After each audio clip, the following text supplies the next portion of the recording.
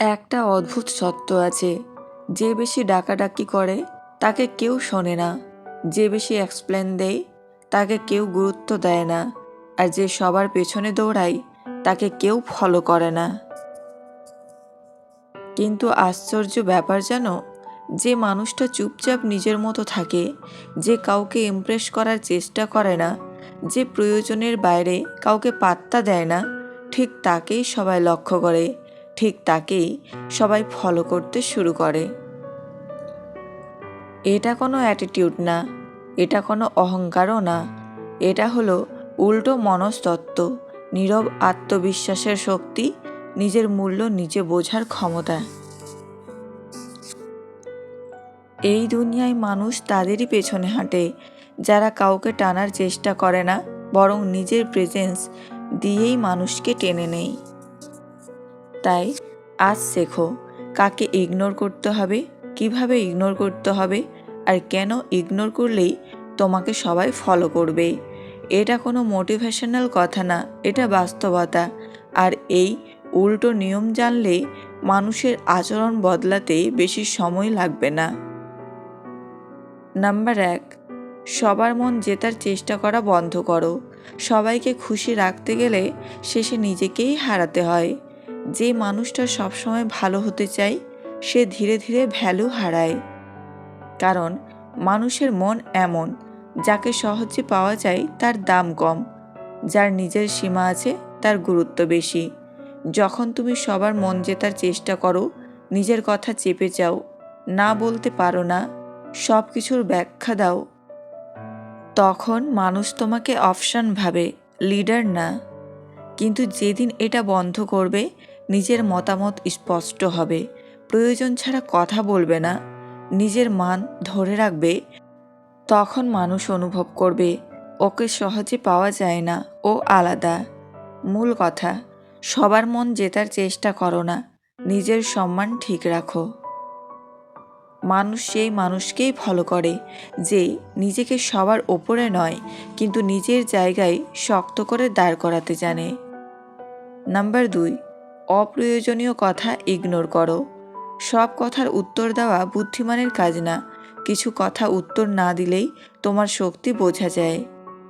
যে মানুষটা সব কিছুর এক্সপ্লেনেশন দেয় সে নিজের অবস্থান দুর্বল করে, আর যে মানুষটা প্রয়োজন ছাড়া চুপ থাকতে পারে তাকে মানুষ গভীরভাবে নেয়।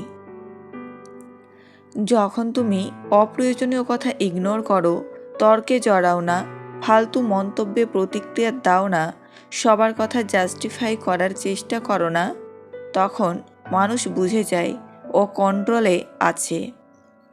কেন এটা কাজ করে জানো? নীরবতা মানুষকে অস্বস্তিতে ফেলে আর ভাবতে শুরু করে, ও কেন চুপ, ও কি আমাদের থেকে এগিয়ে? এই ভাবনাই তৈরি করে রেসপেক্ট প্লাস কিউরিসিটি। মূল কথা, সব কথার জবাব দিও না, প্রয়োজনের কথাই বলো। যে চুপ থাকতে পারে সে নিজের শক্তি জানে, আর শক্ত মানুষকেই সবাই ফলো করে। নাম্বার 3, সব জায়গায় উপস্থিত থাকার দরকার নেই।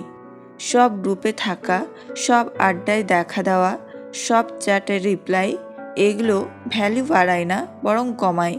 যে মানুষটা সবসময় চোখের সামনে থাকে তাকে মানুষ অভ্যাস বানিয়ে ফেলে, কিন্তু যে মানুষটা নিজের সময় বেছে নেয় তাকেই মানুষ খেয়াল করতে শুরু করে।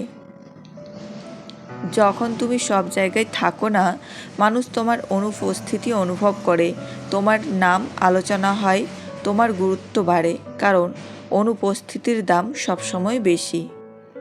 মানুষ সেই জিনিসকেই মূল্য দেয় যা সবসময় সহজে পাওয়া যায় না।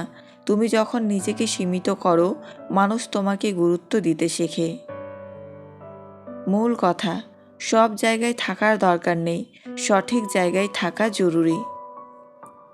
যে নিজের সময় বেছে নিতে জানে, মানুষ তাকেই ফলো করতে চায়। নাম্বার 4, ভ্যালিডেশন খোঁজা বন্ধ করো। লাইক, প্রাইস, অ্যাপ্রুভাল, এই তিনটার পেছনে যে দৌড়ায় সে ধীরে ধীরে নিজের নিয়ন্ত্রণ হারায়। যে মানুষটা বারবার জানতে চায় আমি ঠিক করছি তো, তোমার ভালো লেগেছে, মানুষ তার ওপর ভরসা করতে পারে না। যখন তুমি ভ্যালিডেশন খোঁজা বন্ধ করো, নিজের সিদ্ধান্তে নিজেই স্থির থাকো, অন্যের প্রতিক্রিয়া দেখে বদলে যাও না, চুপচাপ নিজের কাজ করে যাও, মানুষ ভাবে ও নিজের জায়গা জানে। যে মানুষ নিজেকে ভ্যালিডেশন করতে পারে তার অ্যাপ্রুভাল অন্যের কাছ থেকে লাগে না। এই আত্মনির্ভরতা থেকেই জন্মায় রেসপেক্ট প্লাস অথরিটি। মূল কথা, অন্যের স্বীকৃতির পেছনে দৌড়িও না, নিজের মান নিজে ঠিক করো। যে নিজের ওপর দাঁড়াতে পারে মানুষ তাকেই ফলো করে। নাম্বার 5, মানুষ কি ভাবছে সেটা ইগনোর করো। তুমি যদি সারাক্ষণ ভাবো ওরা আমাকে কি ভাবছে, আমি ঠিক দেখাচ্ছি তো, তাহলে তুমি নিজের জীবন অন্যের মাথার ভেতরে রেখে দিচ্ছ। যে মানুষ অন্যের মতামত দিয়ে নিজেকে চালায় সে কখনো লিডার হতে পারে না। যখন তুমি মানুষের ভাবনা ইগনোর করো, নিজের সিদ্ধান্তে স্থির থাকো, লোকের কথা শুনেও নড়ো না, নিজের পথে হাঁটা চালিয়ে যাও, তখন মানুষ অবাক হয়, ও এতটা নিশ্চিত কিভাবে। মানুষ সবসময় তাকেই অনুসরণ করে যে নিজের পথে নিশ্চিত থাকে, কারণ মতামত বদলায়, লোক বদলায়, কিন্তু আত্মবিশ্বাস স্থায়ী। মূল কথা, মানুষ কি বলছে সেটা দিয়ে নিজেকে মাপো না, নিজের মান দিয়ে নিজেকে চেনো।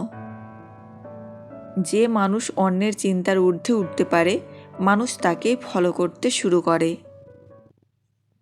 নাম্বার 6, নিজের কষ্ট সবার সামনে ঢেলে দিও না। সব কষ্ট সবার শোনার জন্য না, সব দুর্বল মুহূর্ত সবার দেখার জন্যও না। যে মানুষটা বারবার নিজের সমস্যার গল্প করে মানুষ ধীরে ধীরে তাকে দুর্বল ভাবে, কিন্তু যে মানুষটা নিজের লড়াই চুপচাপ লড়ে তার প্রতি তৈরি হয় সম্মান। যখন তুমি নিজের কষ্ট সীমিত রাখো, সবাইকে সব জানাও না, অনুভূতি বেছে বেছে প্রকাশ করো, সমাধানের দিকে মন দাও, তখন মানুষ ভাবে ও ভেতরে অনেক শক্ত। মানুষ ফলাফল দেখে বিশ্বাস করে, কষ্টের বর্ণনা শুনে নয়। কম কথা প্লাস বেশি নিয়ন্ত্রণ সমান শক্ত উপস্থিতি। মূল কথা, সবার কাছে নিজের দুর্বলতা ঢেলে দিও না, সঠিক মানুষের কাছে সঠিক সময়েই বলো। যে মানুষ নিজের ব্যথা সামলাতে জানে মানুষ তাকেই ফলো করতে শেখে। শেষ কথাটা মনে রাখো, ইগনোর মানে পালিয়ে যাওয়া না, ইগনোর মানে নিজেকে বাঁচানো, ইগনোর মানে নিজের শক্তিকে সঠিক জায়গায় ব্যবহার করা। এই দুনিয়ায় মানুষ সবচেয়ে বেশি কথা বলা মানুষটাকে নয়, সবচেয়ে স্থিত, সবচেয়ে নিশ্চিত, সবচেয়ে নিজের মতো মানুষটাকেই অনুসরণ করে। তুমি যখন সবার মন জেতার চেষ্টা বন্ধ করো, অপ্রয়োজনীয় কথা পাত্তা দাও না, সব জায়গায় উপস্থিত থাকার দরকার মনে করো না, অ্যাপ্রুভাল খোঁজো না, লোক কি ভাবছে সেটা ইগনোর করো, আর নিজের কষ্ট সীমিত রাখো, তখনই তৈরি হয় একটা নীরব শক্তিশালী প্রেজেন্স। আর মনে রেখো, মানুষ শব্দের পেছনে হাঁটে না, হাঁটে প্রেজেন্স, সেলফ রেসপেক্ট আর কাম কনফিডেন্টের ওপর।